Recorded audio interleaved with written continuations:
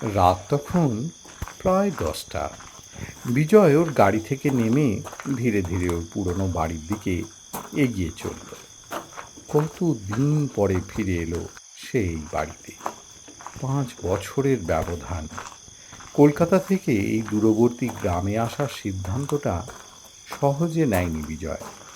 কিন্তু মায়ের বারবার ফোন, সাথে দাদার অসুস্থতার খবর শুনে আর থাকতে পারেনি বিজয়। বাইরে থেকে বাড়িটা দেখে একটু আলগা মনে হলেও ভিতরে ঢুকতেই কেমন যেন একটা আপন গন্ধ পেল বিজয়। মা এগিয়ে এলো দরজার দিকে। বিজয়, বিজয়, এতক্ষণে এসে পৌঁছালি বাবা। আর কতক্ষণ তোর জন্য অপেক্ষা করব বলতো? এ রাস্তায় কোনো সমস্যা হয়নি তো?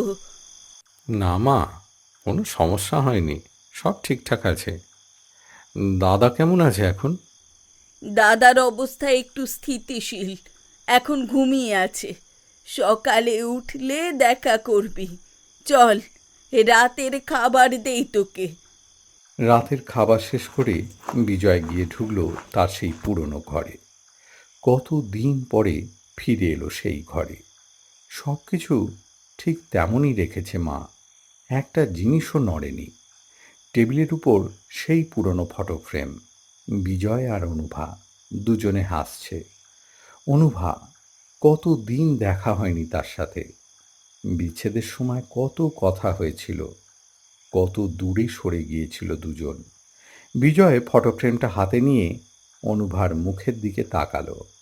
টেলিফোনটা বাজলো ঠিক তখনই। হ্যালো, কে কে বলছেন? ভালো আছো বিজয়? কেমন যেন দেখছি আজকে। শেষ পর্যন্ত তুমি ফিরে এসেছো। এই কণ্ঠস্বরটা ঠিক চিনতে পারছি না তো। কে বলছেন? চিনবে না কেন? তুমি আমাকে ভালো করেই চেনো।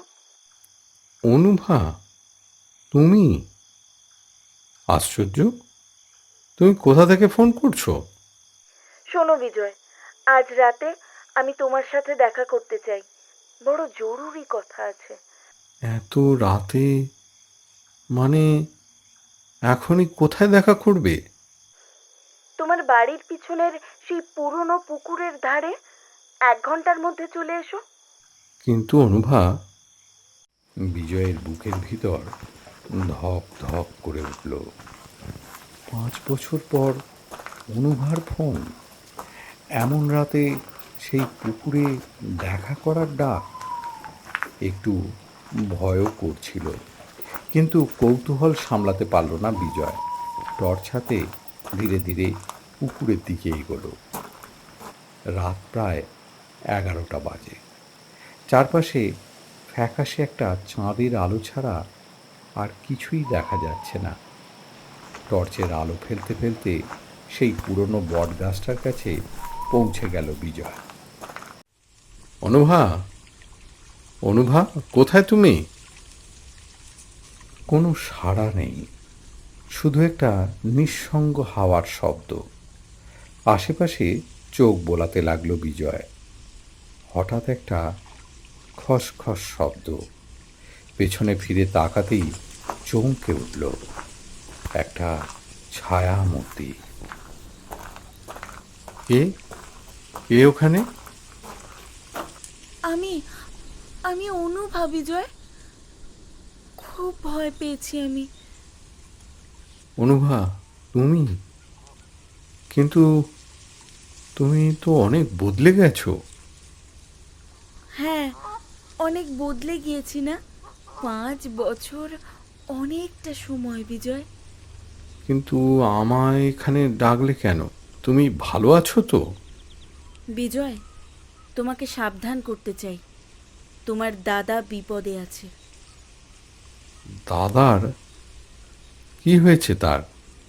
তুমি জানো না বিজয়, ওনার অসুস্থতা কোনো সাধারণ অসুস্থতা নয়। আসল বিপদ তোমাদের বাড়িতেই আছে। কি বলছো এইসব অনুভা?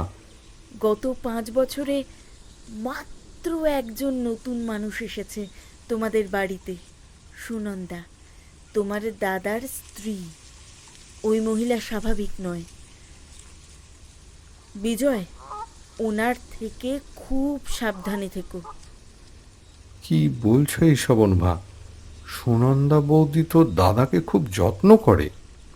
হ্যাঁ, তোমাদের সবার কাছে সেটাই তো দেখাবে, কিন্তু আসল সত্যটা তুমি জানো না। অনুভা, তুমি এসব কি বলছো? এমন কথা তুমি... বিজয়, আমার কথা বিশ্বাস করো আর না করো, সাবধানে থেকো। ওই মহিলাকে ভুলেও বিশ্বাস করো না। দাঁড়াও অনুভা, অনুভা হঠাৎ ঘুরে চলে গেল। বিজয় পিছু নিতে গিয়েও পারল না। অদ্ভুত লাগলো ব্যাপারটা। টর্চ হাতে বাড়ি ফিরতে ফিরতে মনে পড়ল সুনন্দা বৌদির কথা। দাদার বিয়ের জন্য মা কত খুশি ছিলেন। সুনন্দা যেন একটা আলোর মতো এসেছিল তাদের অন্ধকার বাড়িতে। কিন্তু অনুভার কথায় ভয় পেয়ে গেল বিজয়। বাড়ি ফিরেই দেখল দাদার ঘরে আলো জ্বলছে। ঘরে ঢুকতেই দেখল সুনন্দা বৌদি দাদার পাশে বসে কি যেন খাওয়াচ্ছে। সুনন্দা বৌদি! ও, এসে গেছো বিজয়? মা তো ভাবছিলেন তুমি কোথায় চলে গেলে। ও কিছু না, একটু বাইরে ঘুরে এলাম। দাদা কেমন আছে? তোমার দাদা তো ঘুমোচ্ছে। এখন প্রত্যেক রাতে ওকে এই ওষুধটা খাওয়াই, তারপরেও ঘুমিয়ে যায়। অনেক যত্ন করো তুমি দাদাকে সুনন্দা বৌদি। এটাই তো আমার কর্তব্য। কি যে বলো না তুমি। সুনন্দার হাসিটা যেন একটু বেসুরো লাগলো। বিজয়ের খেয়াল হলো ওর হাতের ওষুধের ফিঙ্গারটা কেমন অদ্ভুত একটা গন্ধ ছড়াচ্ছে। অনুভার কথা মনে পড়ল। ও কি ওকে কি সত্যিই বিশ্বাস করা উচিত? বিজয়, তুমি যাও, ঘুমো তুমি। আমি তো আছি তোমার দাদার কাছে। হ্যাঁ, আমি যাচ্ছি বৌদি। ধীরে ধীরে ঘর থেকে বেরিয়ে এলো বিজয়। রাত বাড়ছে। নিজের ঘরে গিয়ে শুয়ে পড়ল, কিন্তু ঘুম আসছিল না। অনুভার চেহারাটা বারবার মনে পড়ছিল। 5 বছর পর এমন কেন করতে এলো অনুভা? কোথায় ছিল এতদিন? ঘড়িতে রাত 2টো বাজল। ঘুম আসছিল না কিছুতেই। হঠাৎ ঠিক করলো একবার দাদার ঘরে উঁকি দেবে। ধীরে ধীরে দাদার ঘরের দিকে পা বাড়ালো বিজয়। দরজার ফাঁক দিয়ে দেখল সুনন্দা বৌদি এখনো দাদার পাশে বসে আছে। একটা ছোট্ট পুঁথি হাতে মন্ত্র পড়ছে। দাদার কপালে কি যেন একটা কালো রেখা আঁকছে। বিজয় চমকে উঠল। এ কি করছে সুনন্দা বৌদি? পা ফসকে গেল ওর। দরজার সামান্য শব্দ হতেই সুনন্দা ফিরে তাকালো। বিজয়ের দিকে তাকিয়ে ওর চোখ দুটো লাল হয়ে উঠল। অমানবিক একটা হাসি ফুটে উঠল মুখে। কি হয়েছে বিজয়? ঘুম আসছে না? বৌদি, তুমি এত রাতে কি করছো দাদাকে? তোমার দাদার অসুস্থতাটা সাধারণ নয় বিজয়। এই ওষুধটাই ওকে ভালো রাখবে। ওটা কোন ওষুধ বৌদি? সেটা তুমি জেনে কি করবে বিজয়? কিন্তু বৌদি, সামান্য একটু সময়ের জন্য বিজয় যেন সুনন্দার মুখে অন্য একটা চেহারা দেখল। অমানবিক একটা চেহারা।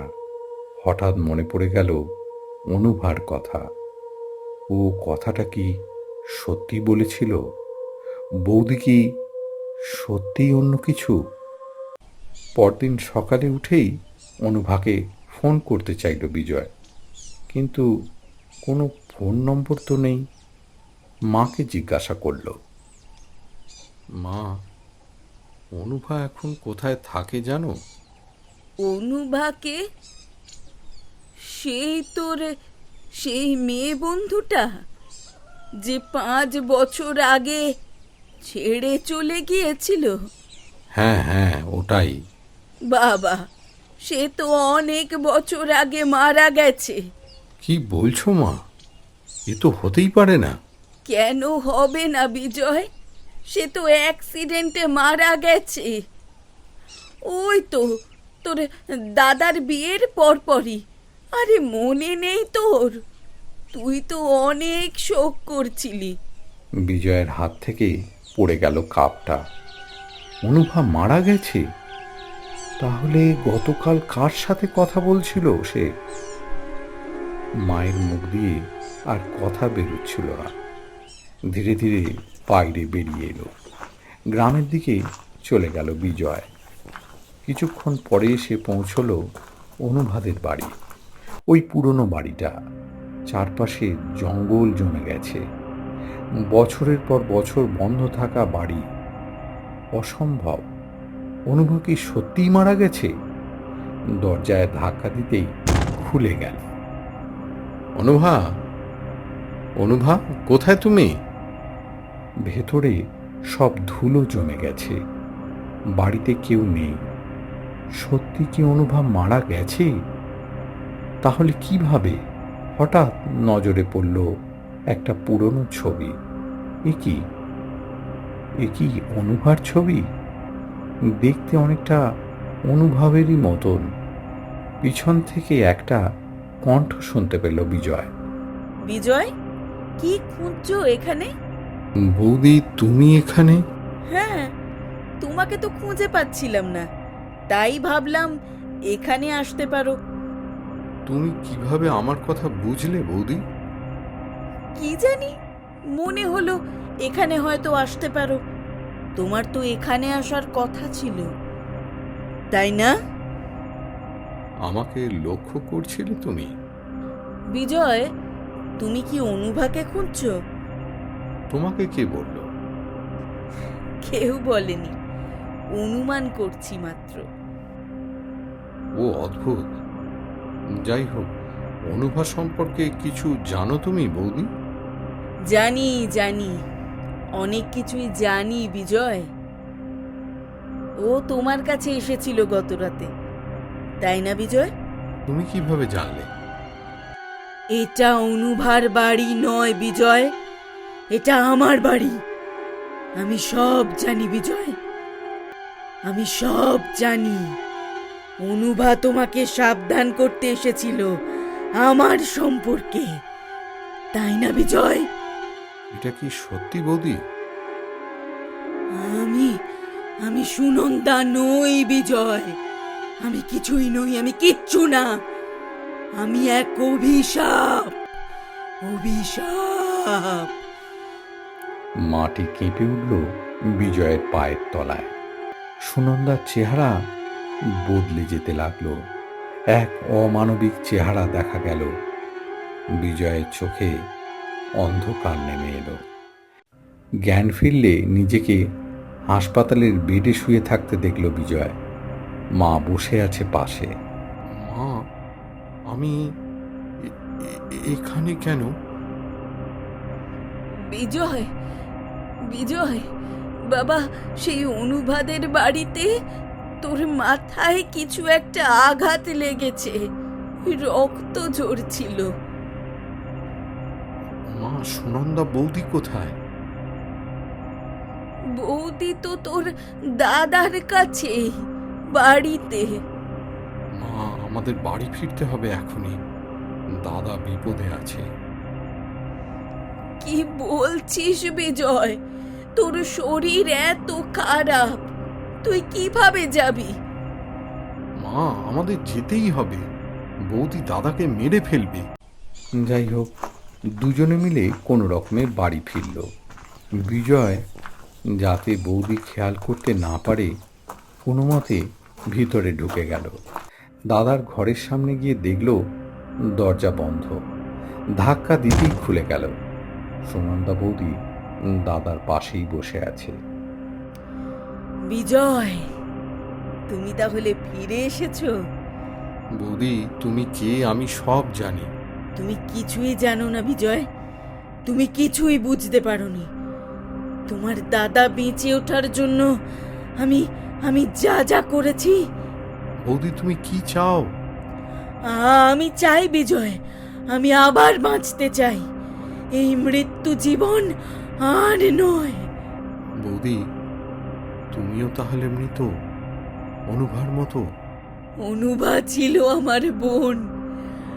আমরা দুজন একসাথে মারা গিয়েছিলাম সেই দুর্ঘটনায়, কিন্তু আমি আবার ফিরে এসেছি তোমার দাদার শরীরে ভর করে। ও আমাকে মুক্তি দিচ্ছিল। তুমি আমার দাদাকে মেরে ফেলবে? ও ও আমাকে মুক্তি দিতে চেয়েছিল বিজয়। আমি ওকে ভালোবাসি। আমি তা হতে দেব না কিছুতেই। বোন, এরকম আর করো না। এভাবে তুমিও মুক্তি পাবে না। আমাদের এখানে থাকার সময় শেষ। এবার আমাদের যেতে হবে। সুনন্দার থেকে একটা আলো বের হতে শুরু করলো, অসম্ভব শক্তিশালী আলো। বিজয়ের চোখ ধাঁধিয়ে গেল। কয়েক সেকেন্ড পর চোখ খুলে দেখল সুনন্দা আর অনুভা দুজনেরই ছায়ামূর্তি ধীরে ধীরে মিলিয়ে যাচ্ছে। তোর দাদা ভালো হয়ে যাবে। আমাদেরকে ভয় পাস না রে। ভোর হলেই দেখিস সব ঠিক হয়ে যাবে। আমরা চললাম সেই শান্তির জায়গায়। চললাম। শেষ বিকেলে দাদার সাথে বসে গল্প করছিল বিজয়। অবিশ্বাস্যভাবে দাদার শরীর একদম ভালো হয়ে গেছে। গতকালের সেই ভয়ঙ্কর রাতের কথা ভাবতে এখনো শিউরে ওঠে বিজয়। মা হাসি মুখে এসে বলল, বাহ, তোরা দুই ভাই মিলে বেশ মনের কথা বলছিস মনে হচ্ছে। হ্যাঁ মা, অনেক দিন পর ফিরে এসেছি। বল তো ভাই, তোর বৌদি কোথায় গেল? আমার মনে আছে ও তো আমার পাশেই ছিল, কিন্তু হঠাৎ করে অদৃশ্য হয়ে গেল। ঠিক একই সাথে বিজয় আর মায়ের চোখাচোখি হলো। দুজনেই জানতো কি উত্তর দিতে হবে, কিন্তু সেই সত্য দাদাকে বলার মতন সাহস কারুরই ছিল না।